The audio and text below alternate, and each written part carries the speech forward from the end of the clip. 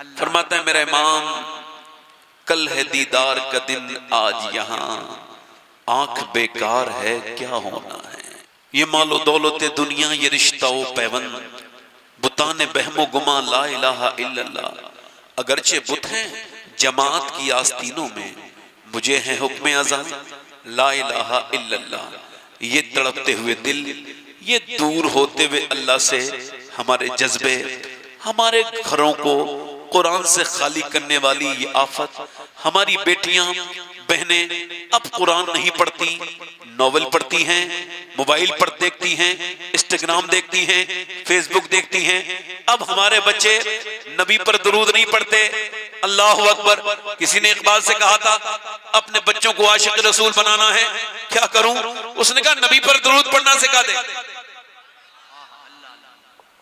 आला हज़रत फरमाते हैं जब औरत दूध पिलाती है अपने बच्चे को, क्या करती है? जल्दी बोलो। और दूध पिलाते पिलाते वो नबी पर दुरूद भी पढ़ते।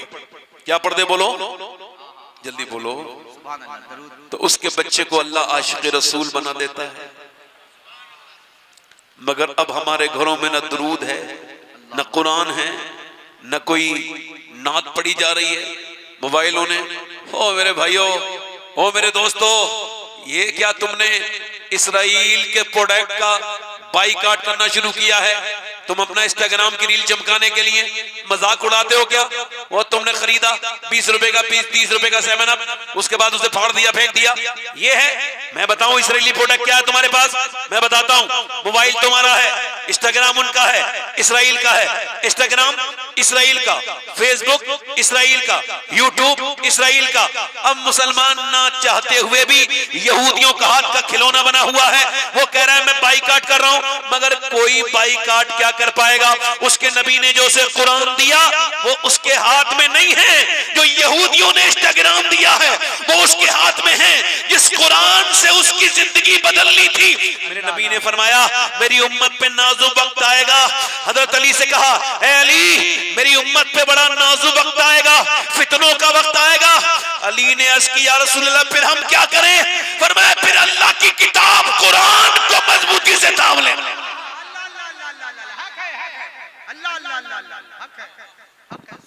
मगर मैं कहां तकरीर करने आया हूं? अपने भाइयों को क्यों समझाने चला हूं?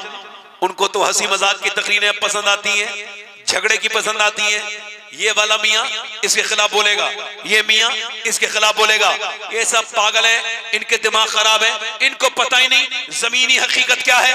जमीनी हकीकत ये है, अगर इस कौम को ना बचाया गया और उलमाए किराम बेदार ना हुए तो जो हालात हैं वो कम हैं, आगे वाले हालात हमसे देखे नहीं जाएंगे। समझदार लोग बैठे, पूछो जिस तरह के हालात हम आपस में लड़ रहे हैं, ये पीर बड़ा, वो पीर बड़ा, वो कह रहा नहीं मेरा पीर बड़ा, वो कह रहा नहीं मेरा पीर बड़ा। और हम बचपन से जो सुनते आए हैं हम आपको सुना रहे हैं। हमारे यहाँ एक ही बात होती थी, एक ही बड़ा पीर है, उसका नाम अब्दुल कादिर जीलानी है।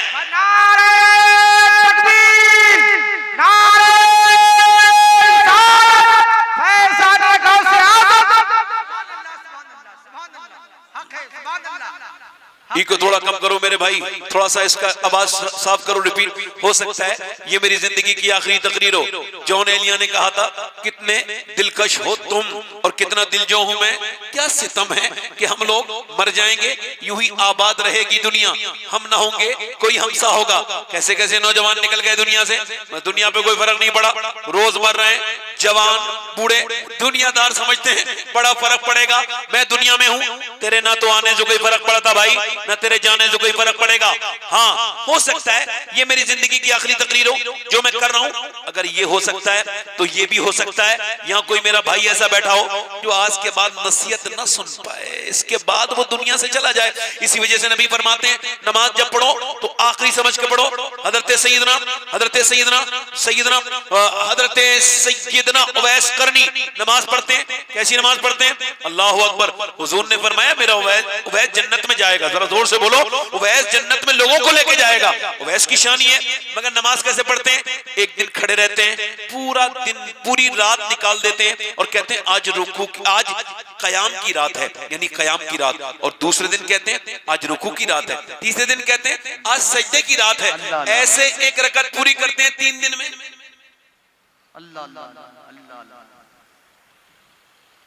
अल्लाह वालों के दिलों में डर थे।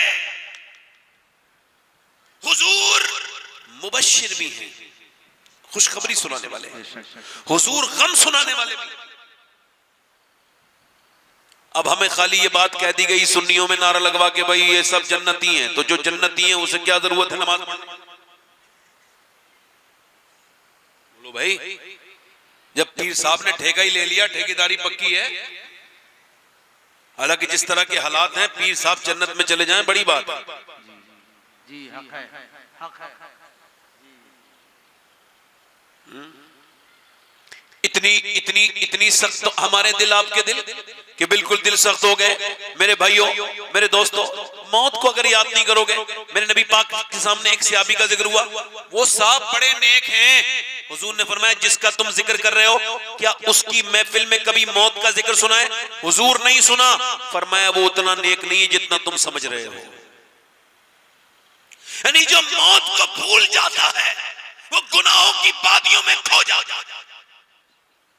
कितने मुसलमान लड़के नशे करते हैं, उनके माँ बाप उनके जीते जी उनके लिए परेशान हैं। कितने मुसलमान लड़के शराब पीते हैं, कितने मुसलमान बिगड़ गए और हम अभी इन्हीं सारी चीजों में हैं। मेरे भाइयों, मेरे दोस्तों, इधर देखो, मगर जिसे मौत का यकीन हो जाए फिर वो गुनाह नहीं करता। याद रखना इस बात को। 5 अक्टूबर को मैं तकरीर करने के लिए गया था हैदराबाद में। आपके पास कितनी दौलत हो सकती है ये आप अंदाजा करें, मगर मैं जिस आदमी से मिला हूं उसकी बात मैं कर रहा हूं। मैं जब उस दौलतमंद उसका मैं तकरीर करने गया तो कहने लगे आप फलां साहब मिलना चाहते हैं। मैंने कहा भाई मेरे पास वक्त नहीं। कहने लगे उनकी तबीयत खराब है, वो आ नहीं सकते, इस वजह से आपको बुला रहे हैं और आपकी तकरीरें बहुत सुनते हैं। मैं उनके यहाँ पे चला गया। उनका जो बंगला था उस आदमी का, तकरीबन उसका बंगला मेरे हिसाब से जितना मैंने अंदाजा किया 35 से 40 करोड़ रुपए का एक सफेद बेहतरीन बंगला, वो भी हैदराबाद सिटी में। और उस पे मर्सिडीज, BMW, उसके पास जैगुआर, जो बेहतरीन बेहतरीन गाड़ियों के कलेक्शन है, जो सिर्फ लोग जिनके ख्वाब देखते हैं वो गाड़ियां उसके घर में खड़ी हैं। मैं अंदर जाके सलाम किया, उसने वालेकुम सलाम। मैंने उससे बातचीत हुई, मैंने उससे हाथ मिलाना चाहा, उसने हाथ पीछे खींच लिया। मैंने कहा भाई ये क्या हुआ? मौलाना बोले तबीयत खराब है, इनसे हाथ आप ना मिलाएं। मैंने देखा उसके यहाँ पर रुई लगी थी, रुई यानी रुई कापूस और कॉटन। तो मैंने पूछा ये क्या हुआ? कहने लगे मैं गुटखा खाता था, 25 साल लगातार मैंने गुटखा खाया। रमजान में मेरे मुंह में एक दाना निकला, मैंने उसे इग्नोर किया, दाना और दर्द करने लगा, मैंने इग्नोर किया। 1-2 महीने के बाद ज्यादा दर्द हुआ तो मैंने डॉक्टर को दिखाया, डॉक्टर ने बायोप्सी करवाई। उसके बाद उसने जो रिपोर्ट दी, उसके बाद मेरा सारा घमंड, सारा गुरूर, सारा मेरा जितना भी था सब खत्म हो गया। सैयद साहब उस रिपोर्ट में लिखा था तुम 2 महीने तक हो, ये आखिरी स्टेज का कैंसर है। कहते हैं वो रिपोर्ट मेरे हाथ में आई, आते ही मेरे हाथ में मेरी सारी उम्मीदें खत्म हो गई। मैं डिप्रेशन में चला गया। वो नोटों की गड्डियां जो कल तक मुझे सुकून देती थी वो कागज की रद्दियां बन गई। उन गड्डियों से मुझे नफरत होने लगी। वो गाड़ियां जो मेरे दिल का चैन थी, जिन गाड़ियों में बैठ के मैं लोगों में दिखाता था, लोगों में अपनी ताकत और अपने पैसे का घमंड दिखाता था, वो पैसे वो गाड़ियां मेरे लिए बिल्कुल कबाड़ा बन गई। मेरे बच्चे मुझे यतीम नजर आने लगे। कहता है सैयद साहब मैं पहले भी नमाज पढ़ता था, मगर अब जब सर सजदे में रखता हूं तो मुझे लगता है जैसे मेरी नमाज कबूल हो रही है। पहले तो गया ऐसे ही आ गया, अब जब सर सजदे में रखता हूं तो कहता हूं मालिक कुछ दिनों के बाद मेरे बच्चे यतीम हो जाएंगे, मेरा जनाजा इसी घर से निकलेगा और फिर मुझे लोग कब्र में रखेंगे, ऊपर से तख्ते लगा के, ऊपर से मिट्टी लगा के, फिर मुझे छोड़ के चले जाएंगे। ऐ मेरे करीम, ऐ मेरे रहीम, मैं जब कब्र में जाऊं तो चूंकि मैं पापी बहुत बड़ा हूं, मैंने बड़े पाप किए, मालिक मुझे माफ कर देना, मेरी खताओं को माफ कर देना। कहता है मैंने बगैर कैंसर की रिपोर्ट के भी नमाज पढ़ी थी, मगर अब जो नमाज पढ़ता हूं ऐसा लगता है मेरा रब मुझसे राजी हो गया है। अल्लाह अकबर। कहता है ये दौलत मुझे किसी काम ना आई, वो गड्डियां मेरे किसी काम ना आई। अल्लाह फरमाता है अल्हाकुमुत तकासुर हत्ता ज़ुरतुमुल मकाबिर कल्ला सौफ़ा तअलमून सुम्मा कल्ला सौफ़ा तअलमून। अल्लाह फरमाता है तुम्हें गाफिल रखा माल की ज्यादा तलबी ने, पैसा पैसा दिन सुबह शाम पैसा। हुजूर फरमाते इंसान की अल्लाह ताला अगर आदमी इंसान के बच्चे को, अगर इंसान को अल्लाह एक जंगल भर के सोना दे दे तो वो उसको एक दिन में ठिकाने लगाकर फिर दूसरे दिन दूसरा सोने का ढेर ढूंढने के लिए निकलेगा। हुजूर फरमाते इंसान जैसे जैसे बूढ़ा होता है उसके पैसे कमाने की ये जो आदत है ये जवान होने लगती है, इसी गफलत में वो मर जाता है। अल्लाह के रसूल फरमाते हैं, अल्लाह फरमाता है तुम्हें गाफिल लगा माल की ज्यादा तलबी ने, यहां तक कि तुमने कब्रों के मुंह देख लिए। फिर फरमाता है कल्ला सौफ़ा तअलमून, हाँ हाँ जान जाओगे। फिर फरमाता है सुम्मा कल्ला सौफ़ा तअलमून, यानी सुम्मा अरबी में तब इस्तेमाल होता है जब फिर के माने में, फिर हाँ हाँ जान जाओगे। मौला अली से पूछा गया अल्लाह ने 2 बार कहा जान जाओगे जान जाओगे, मतलब क्या है? फरमाया एक बार कब्र में जानोगे, एक बार हश्र में जानोगे। ये जो तुमने पैसे को सब कुछ समझ रखा है, ये जो तुम्हारी पेशानियां अपने रब के हुजूर नहीं झुकती, तुम क्या समझते हो ये पैसा तुम्हारा हो जाएगा? है मेरे भाइयों, बड़ी बड़े शौहरत वाले लोगों को हमने मरते देखा और मिट्टी में मिलते देखा, ना सिर्फ मिट्टी में मिलते देखा बल्कि उनकी कहानी को हमने खत्म होते देखा। और ऐसे खत्म होते देखा कि मैं गाड़ी चला रहा हूं, रात का वक्त है, 3 बजे का वक्त है, मैं अपनी गाड़ी से वापस आ रहा हूं सफर से कहीं, मुझे याद आया इसी सफर में इसी रोड के करीब एक कब्रिस्तान है, वहां मेरे एक दोस्त का जनाजा मैंने पढ़ा था। वो मेरा एक बड़ा शोहरत वाला दोस्त था, उसकी कब्र वहां पर है। मैंने बरेली के करीब उस गाड़ी को मोड़ा, उस कब्रिस्तान में गया, अंधेरा कब्रिस्तान, जमीन में बैठी हुई कब्रें और एक सन्नाटा, एक सन्नाटा। वो जिनकी जबानें कल तक बहुत बोलती थी आज वो जबानें खामोश हो चुकी हैं। वो जो बड़ी आंखें देखती थी आज उनकी आंखों में नाकों में मिट्टी, उसकी नाक में उनके कीड़े घुस चुके हैं। मैं वहां खड़ा हुआ उस अपने भाई की कब्र को देख रहा था, उस पे जो लिखा था ना उसकी कब्र की तख्ती पर, वो देखकर मैं माजी में चला गया, मैं पास में चला गया कि ये वही नात पढ़ने वाला है। जब ये नात पढ़ता था तो इसकी आवाज पर शोर मच जाता था, जिस इश्तिहार में इसका नाम लिख जाए वहां भीड़ उमड़ के आती थी, लोग ट्रैक्टर ट्रॉलियों से आते थे इसको सुनने के लिए। ये कैसा बड़ा नात हुआ था कि इसके मुंह मांगे लोग पैसे दिया करते थे, इसकी तारीख पर जलसे हुआ करते थे, जिधर से जाता था लोग नजर उठा के देखते थे फला नात हुआ जा रहा है। मगर आज मौत ने क्या कर दिया मेरे दोस्त के साथ कि आज उसकी कब्र पे एक चिराग तक नहीं जला, जो कल तक जलसों की रोशनी में रहता था, जो कल तक बड़ी लाइट में रहता था, आज उसका कोई रिश्तेदार उसकी कब्र पे नहीं जाता। मेरे भाइयों, बड़ी बड़े महलों को ना देखो, अगर तुम्हें इबरत हासिल करनी है तो पोसीदा कब्रों को देखो। बादशाहों के महलों को ना देखो, उनकी पोसीदा कब्रों को देखो। उसका नाम सज्जाद हुसैन निजामी था, वो दुनिया में जिसे कत्ल कर दिया गया था, वो शबाब के आलम में कितना बड़ा नाज़ था वो। मगर मियां कोई कुल बाकी रहेगा, ना चमन रह जाएगा, पर रसूलुल्लाह का दीन हसन रह जाएगा। ना तू रहेगा मेरे भाई, ना मैं रहूंगा। बादशाहों की कब्रें जमीन में घुस गई। कहां गए पीर, कहां गए अकबर, कहां गया बाबर, कहां गए हुमायूं, कहां गए बड़े बड़े राजे महाराजे, कहां गए लखनऊ के नवाब। उनकी कब्रें बिल्कुल जमीन में धंस गई, उनकी नाक और मुंह में बेतकल्लुफ कीड़े चले। मेरे भाई, दुनिया में वो जिंदा नहीं रहता जो दुनियादार बन के दुनिया से जाए। जिंदा वो रहता है जिसकी सुबह शाम खुदा और उसके रसूल के लिए रहे। मैं अगर आपको ऐसी जिंदगी देखनी है, उनकी कब्रों में अंधेरे हैं जो दुनियादार थे, मगर जाके तेरे अली की कब्र देखो, अंदर भी उजाला है बाहर भी उजाला है। देखनी है तो जाकर के मोइनुद्दीन अजमेरी की कब्र देखो, बाहर भी उजाला है अंदर भी उजाला है। निजामुद्दीन महबूब इलाही की कब्र देखो, कल भी हुकूमत कर रही थी आज भी हुकूमत कर रही है। कोई गुल बाकी रहेगा ना चमन रह जाएगा, पर रसूलुल्लाह का दीन हसन। नारे तकबीर, अल्लाह तुझे माशाअल्लाह माशाअल्लाह या रसूलुल्लाह या जिंदाबाद जिंदाबाद मरहबा जिंदाबाद जिंदाबाद जिंदाबाद। इस दुनिया से दिल लगाया है, किस दुनिया से दिल लगाया है मेरे भाई, तूने किससे लगाया है? एक नौजवान बरेली में, हाँ मेरा करीबिया, अल्लाह ताला उसकी बख्शिश करे, उसकी रीढ़ की हड्डी टूट गई एक्सीडेंट में, 2 साल तक बिस्तर पे रहा। तो बाप ने कहा अपनी बीबी को तलाक दे दे।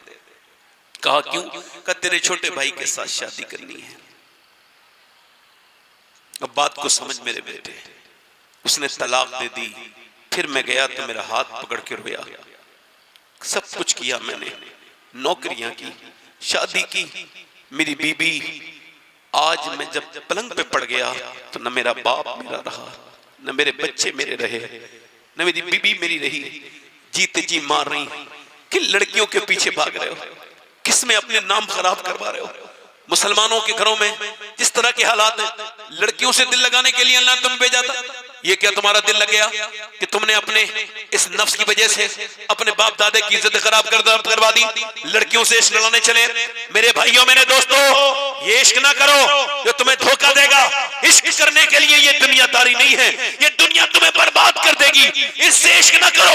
इश्क करना है तो महबूबे खुदा से करो, क्योंकि तुम इस गालिब के मानने वाले नहीं जिसने दुनिया से ये कहा था इश्क ने गालिब निकम्मा कर दिया, वरना हम भी आदमी थे काम के। तुम तो उस बरेली के अहमद रजा के मानने वाले हो जिसने दुनिया को ये सोच दी ए इश्क तेरे सदके जलने से छुटे सस्ते, जो आग बुझा देगी वो आग लगाई। नारे तकबीर, नारे रिसालत, फैज़ाने सरकार सुरकारी चिश्तिया टेकिया कॉन्फ्रेंस। सुभान अल्लाह, हक है, सुभान अल्लाह, सुभान अल्लाह, सुभान अल्लाह। आज हमारे घरों के जिस तरह के हालात हैं, लगता नहीं कि हम मुसलमान हैं, लगता नहीं, लगता नहीं। न मां नमाज पढ़े, न बेटा नमाज पढ़े। आज से तकरीबन 10 साल पहले मैंने एक लड़की को जब टोक दिया तो उसका बाप मुझसे नाराज हो गया। ऐसे कुछ जान पहचान वाले की लड़की थी। मैंने कहा तुम्हारी बेटी ये देखो अंग्रेजी लिबास पहन रही है, उसको समझाओ। कहने लगे आप अपना काम करें, मुझे अपनी बेटी पे पूरा भरोसा है। वो 10 साल की लड़की थी। बोले अभी छोटी है मेरी बेटी, पहनने दो, शौक कर रही है। मैंने कहा ये अब हाथ से निकलेगी तो फिर हाथ में। याद रख मेरे भाई, मैंने तो कुछ नहीं कहा मगर वक्त ने फिर उससे बहुत कुछ कहा। 10-12 साल के बाद वो थाने में बैठा है, हाथ जोड़ के कह रहा है बेटी मेरी इज्जत बचा ले। वो मोमिन नहीं है, मुसलमान नहीं है, हमारी नाक कट जाएगी। बेटी कह रही मेरे बाप जब तुझे मुझे समझाना था तब तूने मुझे समझाया नहीं। अब मैं बहुत आगे चली गई, बहुत आगे चली गई। और ये दिल, अल्लाह उसके रसूल की कसम खा के कहता हूँ, कभी कभी रात को ये सोचकर नींद नहीं आती कि 10 साल के अंदर लाखों लड़कियां मुसलमान इस्लाम छोड़ गई। अल्लाह, क्या मुंह दिखाओगे हुजूर को?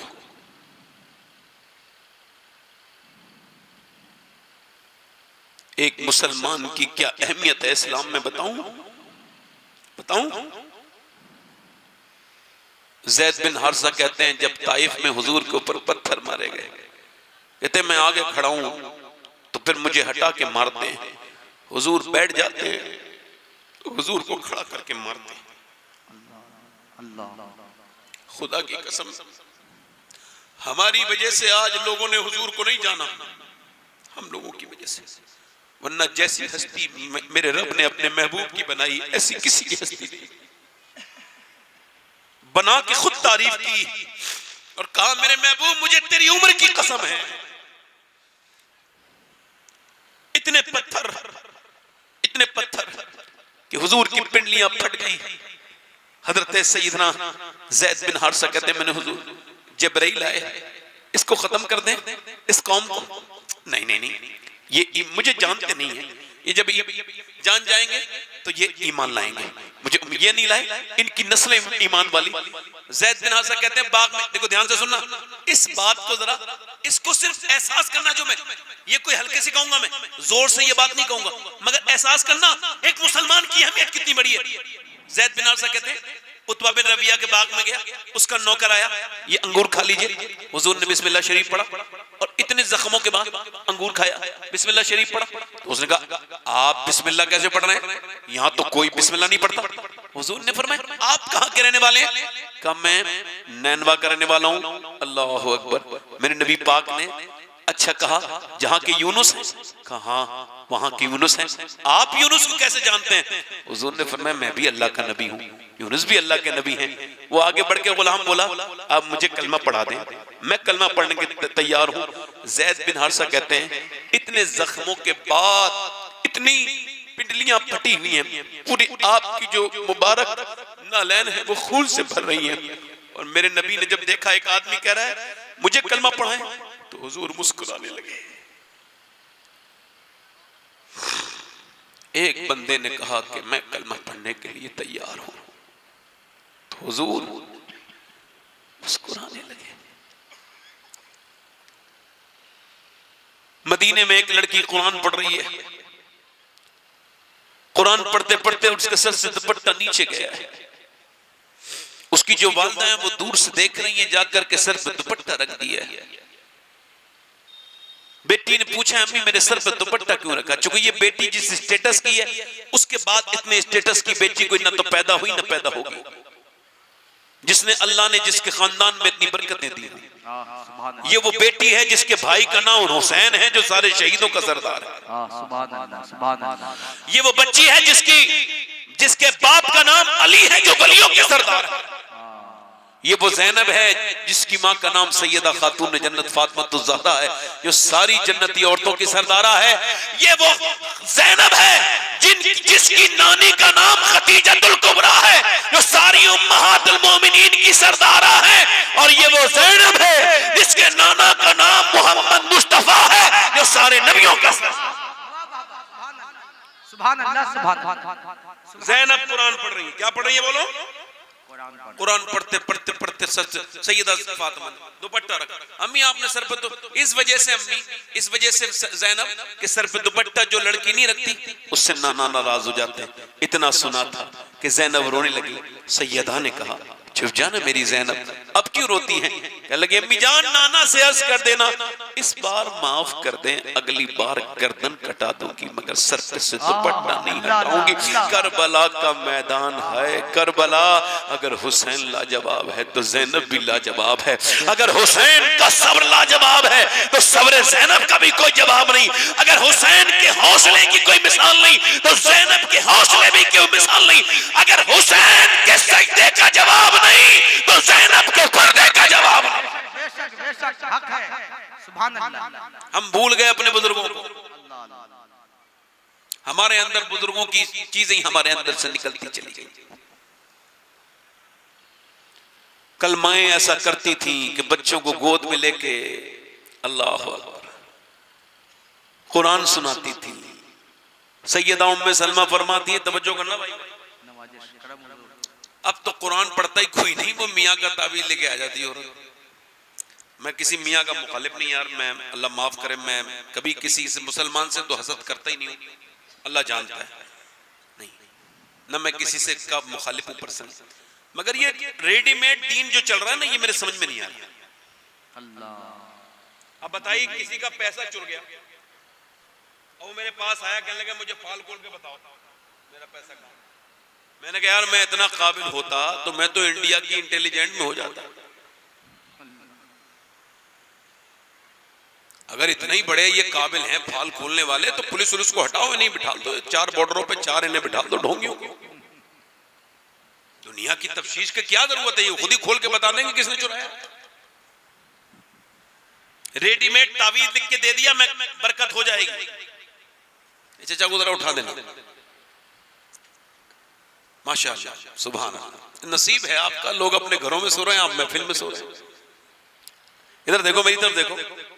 अब उसने कहा कोई तावीज ऐसा दे दो मेरा आदमी मेरी हाथ में मुट्ठी में आ जाओ। उसने बिल्कुल मेरे भाई कोई परेशानी आए तो मियाँ के पास औरतें भागी जा रही हैं, कोई दिक्कत आए तब औरतों का ईमान कमजोर है, आओ चलो उस दर पे जाके पूछे जिसका घर पूरी कायनात की औरतों के लिए मशले रहा है। पूछो खातून जन्नत आपको जब कोई परेशानी आती थी तो किधर जाती थी? आवाज आई मदीने से नबी की बेटी सजदे में जाती थी तो अल्लाह सजदे में सर उठाने से पहले परेशानी दूर नारे तकबीर, नारे रिसालत, चिश्तिया तेगिया कॉन्फ्रेंस। सुभान अल्लाह, सुभान अल्लाह। पहले माएँ थी जो अपने बच्चों से कहती थी मेरे बेटे अल्लाह से डरो।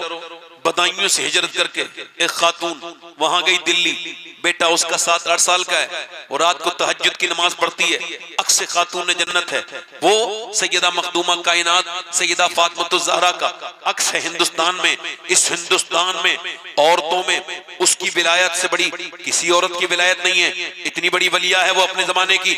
अब जरा गौर करो, वो रात में पढ़ रही है नमाज और रो रही है। उसका बेटा उठा, उठने के बाद बोला अम्मा क्यों रो रही है? तो माँ ने सलाम फेरने के बाद कहा मेरे बेटे अभी हाथ में छिपकली चढ़ी, फिर सोचा आज तो छिपकली हटा दी, कल कब्र में जाऊंगी, ऊपर से मिट्टी डाल के तख्ते डाल के जब लोग जाते हैं तो कीड़े आते हैं, मकोड़े आते हैं, सांप बिच्छू आते हैं। मेरे बेटे बस उसी से डर रही हूँ, आज ये छिपकली हटाई, कल कब्र में जाऊंगी तो क्या होगा?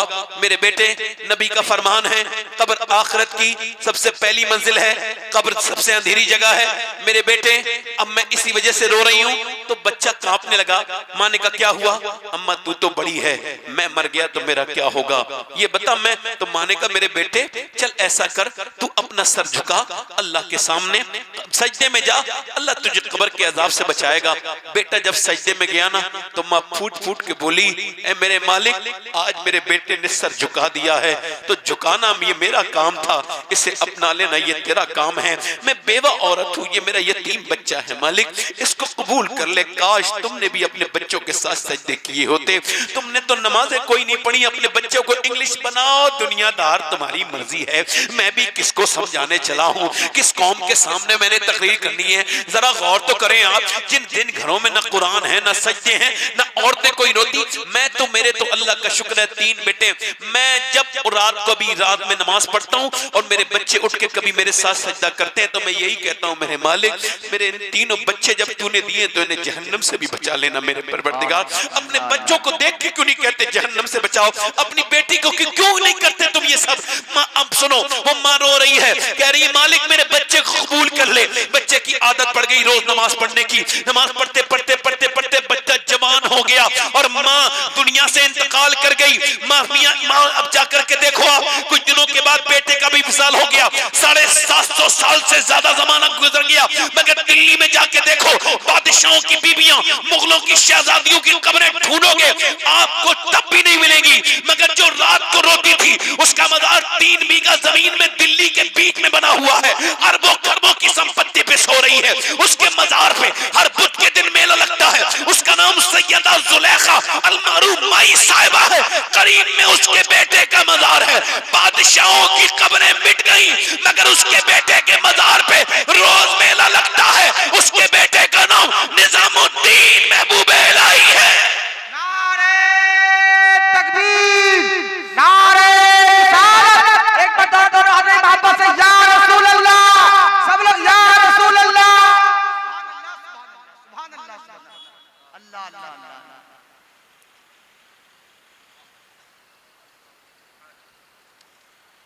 मौला अली जोर से बोले सुभान अल्लाह। सुभान अल्लाह, सुभान अल्लाह। अब जरा सीरत सैयद, ए भैया ए रुमाल, बैठ जाओ बेटे, तुम्हारे लिए आए, बैठ जाओ बैठ जाओ, अच्छे इंसान हो तुम, बैठ जाओ बैठ जाओ, कुछ नहीं है दुनिया में, बैठ जाओ बैठ जाओ बेटे, अल्लाह ताला तुम्हें लंबी जिंदगी दे, बैठ जाओ।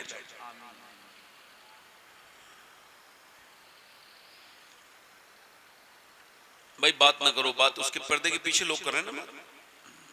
दुआ करो अल्लाह इन्हें हिदायत दे। लोगों को ऐसा लगता है जब हुजूर की महफिल होती है तो कोई होता नहीं, यहाँ इतने जिन्नात होते हैं, दिख नहीं रहे मगर बहुत जिन्नात हैं। कितने फरिश्ते हैं हमें कुछ नहीं पता, और कौन जिन्नात किसके सर पड़ जाए कुछ नहीं पता। उसने देखा महफिल बिगाड़ रहा है, तभी तो हुजूर की महफिल है ना, तभी तो कहते हैं लोग अदब से बैठो, बावजू आके बैठो। मेरी बहनें सुन रही है, मेरी बेटियां।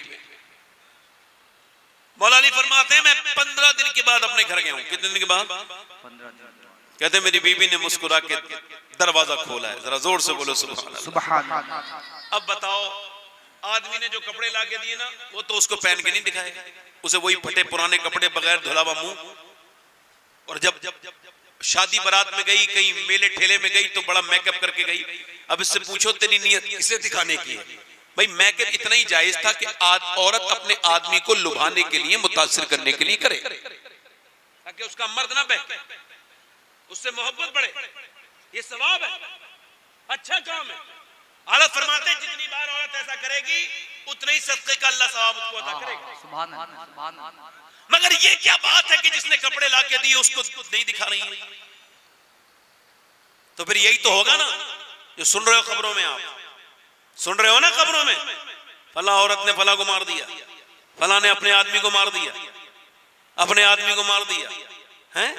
ऐसी जाहिल औरतें, ऐसी बदतमीज औरतें यही तो करती हैं, अपने आदमी को नहीं लुभा रही हैं, दूसरे मर्द के साथ वो लुभा रही हैं और उसको नहीं दिखा रही चेहरा। अब सुनो, मेरे नबी पाक फरमाते हैं, मेरे आका फरमाते हैं, एक औरत जब बेपर्दा होकर घर से बाहर निकलती है, जितने कदम वो बाहर निकल रखती है इतने ही साल उसके शौहर को जन्नत में, जहन्नम में जलना पड़ेगा, जहन्नम में। अल्लाह अल्लाह अल्लाह, अगर वो उस पर राजी है तो।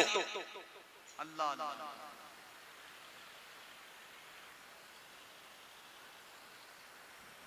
अब तो हालात ये हैं माज़अल्लाह के, इस जमाने के जिम्मेदारान के घरों की वीडियो वायरल हो रही है तो लोग तौबा तौबा कर रहे होंगे। जुब्बे कुब्बे बड़े बड़े मामले और बड़ा खराब चल रहा है, समझ रहे हो? हैं? वो कह रहे हैं भाई हम बड़े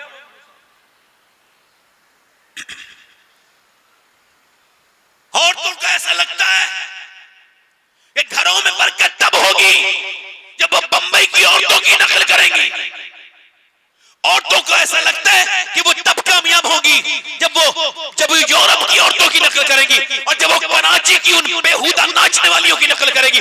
मगर उनको बता दिया जाए कि सारी दुनिया के ताबीज और सारी दुनिया की नकलें एक तरफ और हुजूर की बेटी सैयदा फातिमा का तरीका एक तरफ।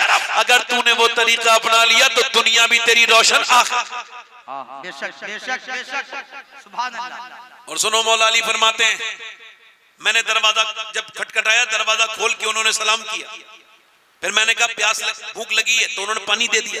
प्यास नहीं लगी, पानी पेश किया। मैंने कहा भूख लगी है, वो चली गई अंदर। आवाज दी मैंने, फातिमा खाना लाए, नहीं आई। फिर मैंने आवाज दी, फातिमा खाना लाए, नहीं आई।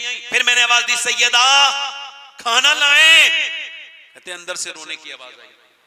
मैं जब अंदर गया तो मैंने देखा दोनों आलम के मालिक मुख्तार की बेटी का चेहरा नीचे है, नीचे झुका हुआ है और आंखों से आंसू हैं। मैंने कहा फातिमा जरा गौर तो करो, क्या अखलाक है, क्या हुजूर की बड़ी बेटी है, बड़े बाप की बड़ी बेटी इसे कहते हैं। आवाज दी, फातिमा आप क्यों रोती हैं सैयदा? कहने लगी मेरे सरताज आप सफर से आए हैं, मैं आपको खाना नहीं दे पाई, इसका अफसोस है। कहा क्यों? कि जब आप घर से गए थे कई दिन का फाका था, आज आप आए हैं तो कई दिन से हमारे घर में कुछ पका नहीं है। हज़रत अली कहते हैं मैं इस अंदाज पे कुर्बान जाऊं। मैंने कहा फातिमा आपने मुझे बताया क्यों नहीं? कि जब आप घर से गए थे मेरे अब्बा ने मुझसे कहा था फातिमा अली से वो मत मांगना जो उनके पास मौजूद ना हो। कहते हैं मौला अली मैं आगे बढ़ा, मैंने जब उनको उठाया तो वो रोने लगी। मैंने कहा अब इतना क्यों रोती हैं? कहने लगी आप चले गए थे ना तो मेरे अब्बा के घर में 16 दिन से चूल्हा नहीं जला है। मैं गया, कहते हैं मैं बाग में दौड़ता हुआ गया, बच्चों की भूख से नहीं तड़पा मगर हुजूर की भूख ने तड़पा दिया। कहते मैं गया, मैंने कहा मुझे कोई काम ले लो। उसने कहा यहूदी ने एक डोल दोगे पानी का, अगर एक डोल डालोगे मेरी खजूर में तो मैं तुमको 1 खजूर दूंगा अजवा। कहते 17 डोल निकाल के जल्दी से हुजूर के पास आया। मैंने चक्के भी नहीं देखे, या रसूलल्लाह ये अली लाया है, इस नजराने कबूल करे। हुजूर ने फरमाया अली आ गए जी हुजूर हाजिर खिदमत। हसन भूखे हैं, हुसैन तुम्हारी बीबी फातिमा भूखी है, उनके लिए नहीं लेके गए? हजरत अली आगे बढ़ के बोले या रसूलल्लाह हसन से ज्यादा, हुसैन से ज्यादा और फातिमा से ज्यादा अली आपसे प्यार करता है। तो हुजूर ने दोनों हाथ उठाए, अल्लाह मैं अली से इसकी औलाद से राजी हूँ, तू भी अली से राजी हो जा। अल्लाह तू अली से राजी हो जा। हजरत अली कहते हैं मेरी बहनें जवाब देंगी, ये मेरी बातें उन मेरी बहनों को बता देना जिनको अब पर्दे में दुश्वारी होती है, कुरान पढ़ने में दुश्वारी होती है, कयामत का दिन होगा, ये जवाब नहीं देंगी। हजरत अली कहते हैं मेरी शादी हुई, मेरी दुल्हन जब मेरे घर में आई ना, मैं उन्हें देख रहा था और रो रहा था। वो मुझे देख के बोली, क्या आप शादी वाले दिन रोते हैं? क्या बात है? मौला अली कहने लगे, मैंने कहा कैसी भी लड़की की शादी हो ना तो वो उसकी दिल में हसरत होती है जब दुल्हन बने तो नए कपड़े पहने, मगर देख रहा हूं आपके चेहरे पे ना कोई शिकन है और ना फातिमा आपको कोई शिकवा है कि आप के जिस कपड़े में आप दुल्हन बन के आई हैं उस चादर में 17 अहमद हैं, आपको कोई शिकवा नहीं।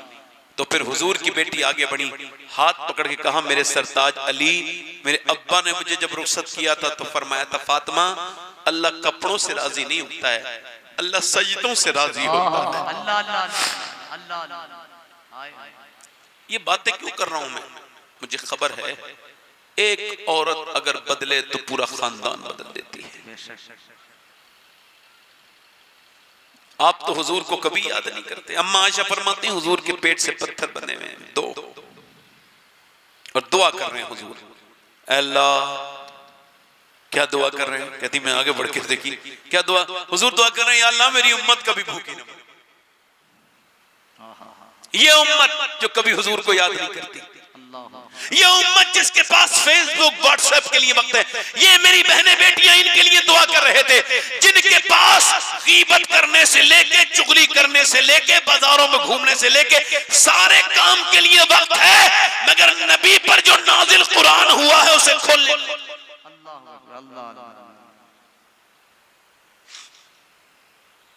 मेरे दोस्तों, मेरे भाइयों, मैंने अपने इन हाथों से अपने बाप को कब्र में उतारा है, अपनी माँ को उतार दिया। एक बात यहाँ रुक के कहूंगा, एक बात होती है तकरीर, मगर एक बात होती है कुछ आप बीती बंदा कह के चला जाए। ये आप बीती कह रहा हूं, अगर माँ बाप हैं तो कदर कर लो, कल ये नहीं होंगे तो तुम्हारा घरों में दिल नहीं लगेगा। याद रखो, वो घर बड़ा ही बेकार लगता है जिसमें माँ बाप ना हो, और वो घर चाहे टूटा हुआ भी हो महलों से ज्यादा खूबसूरत लगता है इसमें माँ बाप दुआ देने के लिए बैठे हो।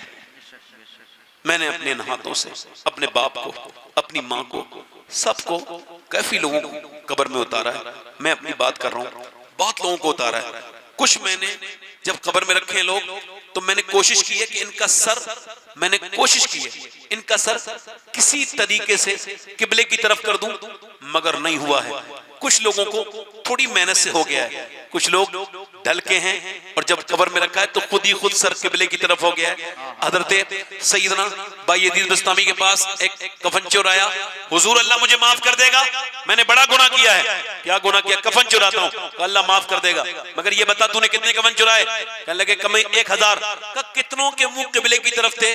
का हुजूर इसी वजह से तौबा करने आया हूँ, मैंने 1000 कफन चुराए तो तकरीबन 950 लोगों के मैंने चेहरे किबले से फिरे हुए देखे। जब कफन निकालने गया ना तो किबले की तरफ मुकर के लिए डालते ना, फिरे हुए चेहरे देखे। हजरत बायजीद रोने लगे और फिर बेहोश हो गए। होश में आए लोगों ने पूछा क्यों रोते थे? फरमाया हुजूर क्यों रोते? फरमाया इस वजह से कि मैं उन कब्र वालों के बारे में सोच रहा हूँ, कहीं बायजीद का चेहरा भी न फेर दिया जाए। का हुजूर क्यों? का इस वजह से उनके गर्दनें मोड़ दी गई कि जब तुम जीते जी उसकी तरफ मुंह करके नहीं खड़े हुए, ना बैठे, तो तुम कौन होते हो लेटने वाले कब्र में? तुम्हारा हक क्या है? अल्लाह अल्लाह अल्लाह। आला हज़रत फरमाते हैं, हाय गाफिल वो क्या जगह है जहां 5 जाते हैं। कितने जाते हैं? 5। कब्र में कितने जाते हैं बोलो? 5। 2 ऊपर होते हैं, 2 बिल्कुल नीचे होते हैं। उठा के 4, 2 ने 2 के दिया, कब्र के अंदर चले गए। आए हाय हाय, मुजद्दिद कोई हाय कहे तो उस हाय पे गौर करना चाहिए। फरमाते हैं हाय गाफिल वो क्या जगह है जहां 5 जाते हैं 4 फिरते हैं, ना अमीर को छोड़ेगी, ना गरीब को छोड़ेगी, ना किसी बादशाह को छोड़ेगी, ना किसी फकीर को छोड़ेगी, ना किसी फैशन वाली औरत को छोड़ेगी, ना किसी दीनदार औरत को छोड़ेगी। ये मौत सबके पास आएगी, मगर मौला अली फरमाते हैं जो मौत को भूल जाएगा उसे बड़ी सख्त होके आएगी मौत, और जो मौत को याद करेगा उसके लिए आसान बन के आएगी मौत। उसके लिए जो मौत को याद करेगा उसकी रूह ऐसे निकल जाएगी जैसे बच्चा जब सो गया तो माँ ने पिस्तान मुंह से निकाल दिया। और जो मौत को याद नहीं करेगा बड़े सख्ती के साथ मरेगा, बड़ी जिल्लत के साथ मरेगा। मौत को सुबह भी याद करो और शाम भी याद करो। मेरे भाइयों, हजरत सैयदना इमाम हसन बसरी के जमाने में एक औरत, आप आखिरी बात कर रहा हूं, एक औरत तकरीर सुनती थी, उनकी बड़ी तकरीर सुनने की शौकीन थी। उसका आदमी इंतकाल कर गया। जब उसका आदमी इंतकाल कर गया, अब उसका बेटा था, उसने शादी नहीं की, बेटा बिगड़ गया। कैसे बिगड़ा मालूम? खराब दोस्तों की वजह से। थोड़ी देर की तवज्जो, बल्कि तवज्जो भी नहीं, खामोशी बस। मैं उलमा से तवज्जो मांगने के लायक इंसान नहीं, मैं तो बड़ा घटिया इंसान हूं। मैं सब आप लोग सबका नो करूं, मैं नहीं कहता किसी से, मैं तो कहता हूं खामोश रहो, 2 मिनट सुन लो। उसका बेटा बिगड़ गया, मालूम है कैसे बिगड़ा? खराब दोस्तों की वजह से। इस वजह से जिन लोगों के दोस्त खराब हैं वो उनकी दोस्ती छोड़ दें। मैंने जेलों की डॉक्यूमेंट्री पढ़ी है, हिंदुस्तानी पाकिस्तानी, तो उनमें ये लिखा है कि अक्सर 70% लोग वो जेल में आते हैं जिन्हें दोस्त बिगाड़ देते हैं या दोस्तों की वजह से। अल्लाह, खराब दोस्तों से दोस्ती, खराब दोस्तों से दोस्ती ना, खराब दोस्तों से दोस्ती ना। अच्छा बताओ, शराबी से दोस्ती करने वाला क्या बनता है? जल्दी बोलो, अल्लाह ने सबको ज़बानें दी हैं, जल्दी बोलो क्या बनता है? जल्दी बोलो। खैनी खाने वाले का दोस्त क्या बनता है? खैनी खाता है। गाली देने वाले का दोस्त और नमाज पढ़ने वाले का दोस्त। जल्दी बोलो, फिर किसका दोस्त बनना है? अब वो लड़का बिगड़ गया, मालूम है कितना बिगड़ा? शराब पीता है, हर रात जिना करता है, पैसे उड़ाता है, हर रात जिना करता है। इमाम हसन बसरी से उसकी औरत बार बार कहती है, उसकी माँ, तौबा कराते हैं, बुलाते हैं, 70 बार तौबा करा के 70 बार तोड़। कुछ लोगों को इंसान बनना ही ना आता। अगर कुछ लोगों से इंसानियत से कहो ना खामोश बैठे रहो, तो खामोश नहीं बैठेगा। तवज्जो है मेरी तरफ? नहीं, बस थोड़ी देर के लिए। 70 बार तौबा की उसने और 70 बार तोड़ दी। कितनी बार? अब जब उसे टीबी हो गई ना, टीबी मर्ज पुराना, दवा अब आई है। जैसे मोबाइल, ये मर्ज नया है, अभी इसकी दवा नहीं आई है, मगर आएगी। 6 घंटे से ज्यादा जो मोबाइल देखता है बीमार है, उसका इलाज होने की जरूरत है उसे, और कुछ दिनों के बाद इलाज होगा। ये जो मोबाइल छोड़ ही नहीं रहे ना। हाँ, अच्छा, जिन आंखों से नौजवानों ने फिल्में देखी हैं, गंदी तस्वीरें देखी हैं, कब्र में जाकर के उन आंखों से हुजूर को देखने की हिम्मत होगी?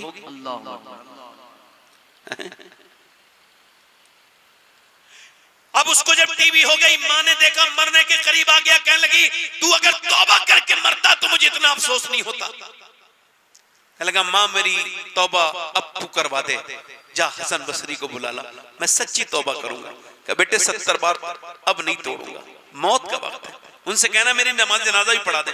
इमाम हसन बसरी के पास गई, हुजूर मेरा बेटा मरने के करीब है, एक ही मेरा बेटा है, तौबा करा दे हुजूर, तौबा करके मर जाए। फरमाया, चली जाए यहाँ से, मैं न तेरी तौबा, बेटे की तौबा नहीं मानता, मेरी मजाक उड़वाता है, 70 बार तौबा कर चुका है, बार बार झूठ बोलता है, मैं उसकी तौबा को तौबा नहीं मानता, चली जा। तो हुजूर नमाज जनाजा पढ़ाने के लिए कहा है कि मैं मर जाऊं तो हसन बसरी मेरा जनाजा पढ़ा दे, ताकि अल्लाह मेरे पाप, मेरे गुनाह माफ कर दे।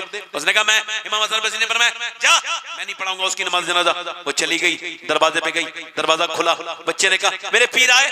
कहा, नहीं नहीं। उन्होंने कहा, वो तेरी तौबा को तौबा नहीं मानते, तू बार बार तौबा तोड़ता है। कहा, हुजूर, कहने लगे, मेरे तूने कहा नहीं वो नमाज जनाजा पढ़ाए? कहा, वो कहते हैं उसने इतना गुनहगार है, उसका जनाजा नहीं पढ़ाऊंगा, बहुत गुनहगार है, तू बड़ा पापी है। माँ ये कह के रोने लगी।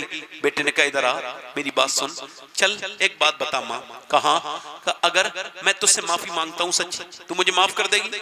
माँ ने, बेटे बिल्कुल माफ कर दूंगी, तो कि मुझे माफ कर दे मेरी माँ।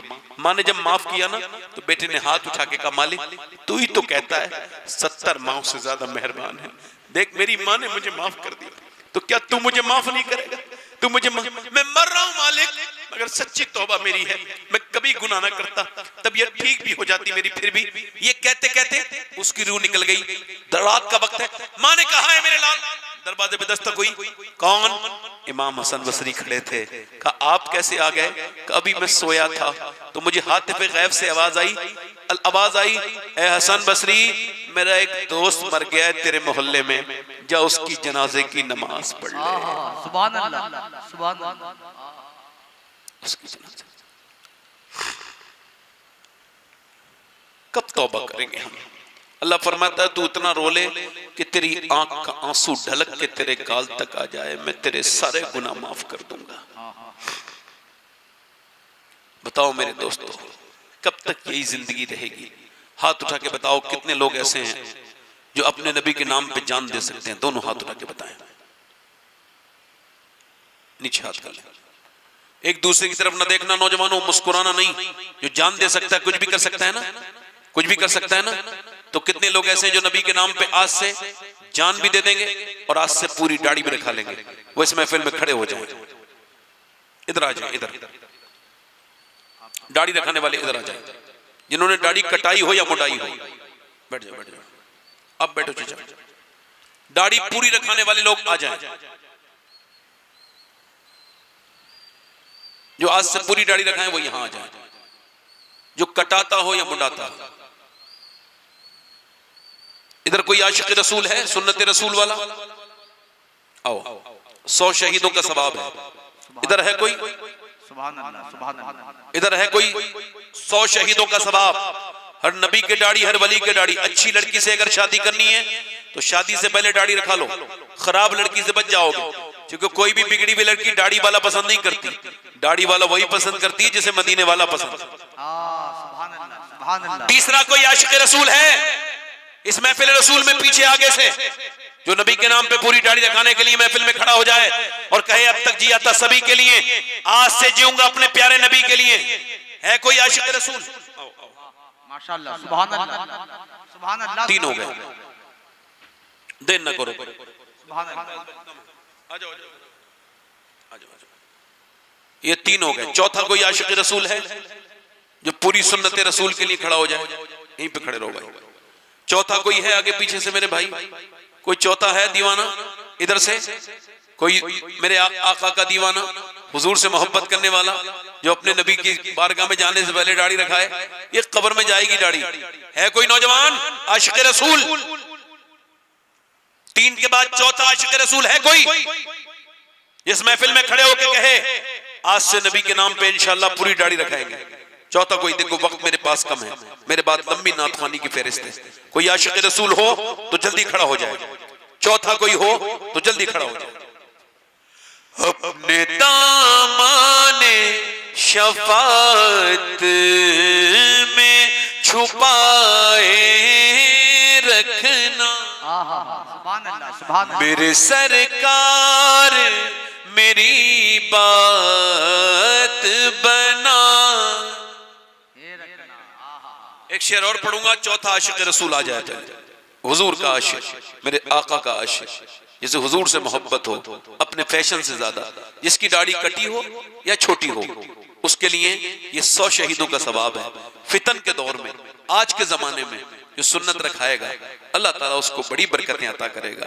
दाढ़ी तरक्की का बाइस है, तरक्की को रोकती नहीं। ये रखना नहीं तरक्की की राह में।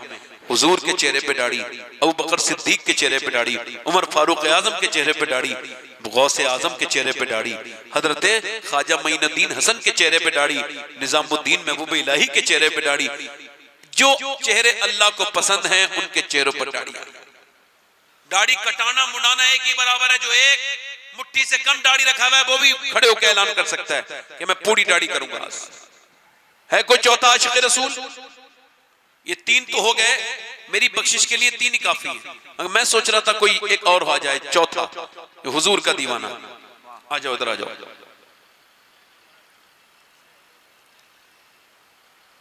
देखो मैं आपको बताऊं, दुनिया की सबसे बड़ी मुश्किल काम है दिल को इस तरफ करना कि वो अल्लाह के खौफ से रोने लगे।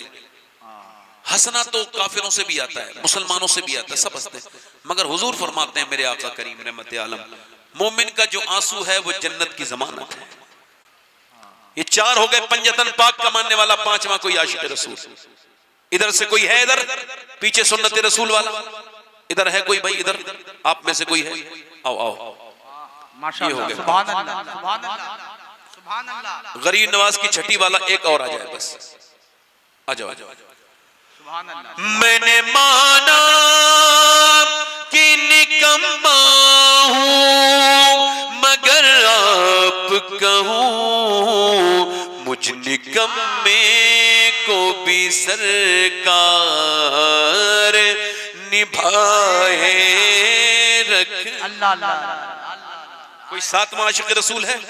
सातवां नौजवान मेरा भाई इधर से, उस महफिल में इतने लोग बैठे हैं, उधर से कोई भी नहीं आया, उधर से कोई है आशिक रसूल? उधर महफिल से सुन्नत रसूल का पाबंद होने वाला इंसान कोई है? सातवां आशिक रसूल, सुन्नत रसूल वाला भाई, जो को दाढ़ी बुराइयों से रोकती है। और दाढ़ी लोग अपनी औरतों के डर से नहीं रखते, हालांकि अल्लाह के डर से रखा नहीं रहे हैं, अल्लाह के डर से उन्हें रखा लेनी चाहिए, मगर औरतों के डर से रखा नहीं रहे, अल्लाह के डर से रखा लेनी चाहिए। ये बात मैं कह रहा हूं आपसे। कोई सातवां आशिक रसूल हो इधर भाई कोई है दीवाना? एक बात बताऊं, एक तो हमें, एक आप हैं।